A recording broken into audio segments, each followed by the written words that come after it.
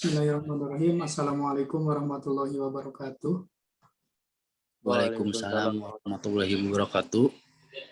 Kami dari kelompok 3 yang beranggotakan saya sendiri, Hansa Setio Aditya, beserta kedua teman saya. Ada yang tengah itu posisinya namanya Nova German. Kemudian yang paling bawah teman saya Muhammad Ridwan Hidayat.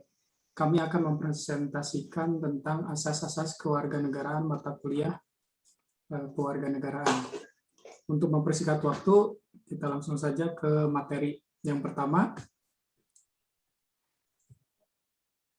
tentang pengertian kewarganegaraan.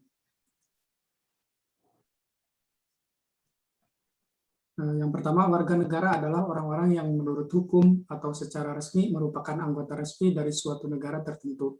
Atau dengan kata lain, warga negara adalah warga suatu negara yang ditetapkan berdasarkan peraturan perundang-undangan. Sedangkan istilah kewarganegaraan yaitu memiliki arti keanggotaan yang menunjukkan hubungan atau ikatan antara negara dan kewarganegaraan. Kewarganegaraan diartikan sebagai atau segala jenis hubungan dengan suatu negara yang mengakibatkan adanya kewajiban negara itu untuk melindungi orang yang bersangkutan.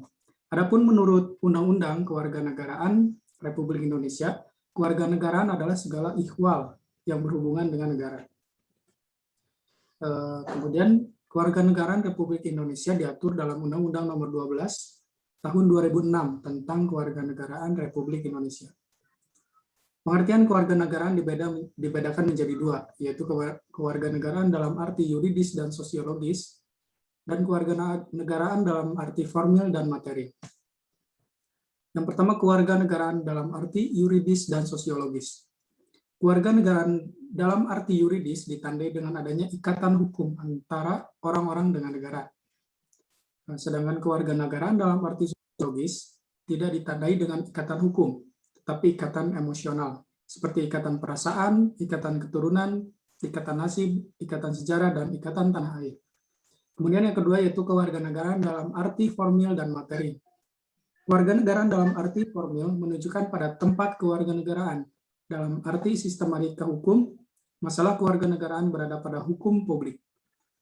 Kewarganegaraan dalam arti material menunjukkan pada akibat hukum dari status kewarganegaraan, yaitu adanya hak dan kewajiban warga negara. Kemudian asas kewarganegaraan akan disampaikan oleh rekan saya, Muhammad Ridwan Hidayat. Kepadanya saya silakan. Baik, dari halaman ini saya akan menjelaskan mulai dari asas kewarganegaraan. Asas kewarganegaraan adalah dasar berpikir dalam menentukan masuk tidaknya seseorang dalam golongan warga negara dari suatu negara tertentu. Berdasarkan Undang-Undang Nomor 12 Tahun 2006 tentang Kewarganegaraan Republik Indonesia melalui kelahiran, kewarganegaraan, pengangkatan anak, pemberian oleh negara terhadap seorang yang berjasa, atau karena alasan kepentingan negara.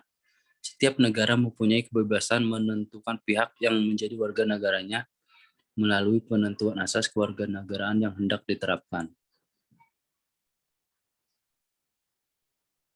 Selanjutnya, cara memperoleh kewarganegaraan. Dalam penentuan kewarganegaraan seseorang ada beberapa cara yang dilakukan. Cara tersebut didasarkan pada beberapa unsur, yaitu dilihat dari segi kelahiran. Terdapat dua asas kewarganegaraan untuk menentukan status kewarganegaraan seseorang, yaitu asas ius soli, law of the soli, asas yang menentukan kewarganegaraan seseorang berdasarkan negara tempat kelahiran. Ius soli adalah penentuan status kewarganegaraan berdasarkan tempat atau daerah kelahiran seseorang. Jadi seseorang dapat menjadi warga negara di mana dia dilahirkan. Asas ius sanguinis, law of the blood, penentuan kewarganegaraan berdasarkan keturunan atau kewarganegaraan orang tuanya. Ius sanguinis adalah asas kewarganegaraan yang berdasarkan darah atau keturunan. Asas ini menetapkan seseorang mendapat warga negara jika orang tuanya adalah warga negara suatu negara. Oke, selanjutnya akan dilanjutkan oleh teman saya, Naufal Dwi Garmaya. Next. Oke, terima kasih kepada rekan saya, Muhammad Ridwan Hidayat, yang telah memberikan waktunya seluang-luangnya. Oke, saya akan membawakan materi tentang cara memperoleh kewarganegaraan.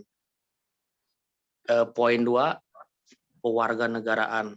Seseorang yang tidak memenuhi syarat kewarganegaraan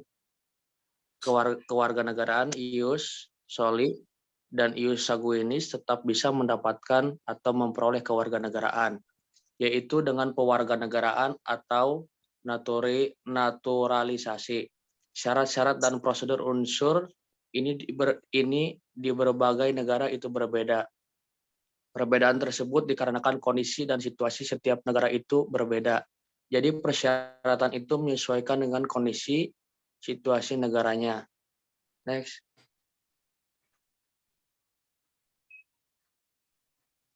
Masalah kewarganegaraan.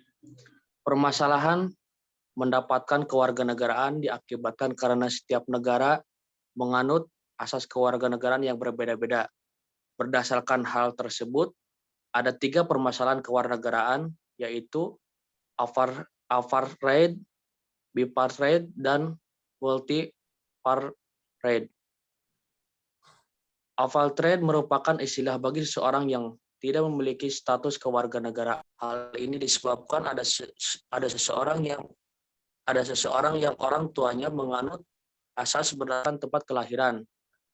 Namun ia lahir di negara yang menganut asas yang berdasarkan keturunan. Yang kedua, bipartheid adalah istilah untuk seseorang yang memiliki kewarganegaraan ganda atau rangkap, memiliki 2 kewarganegaraan.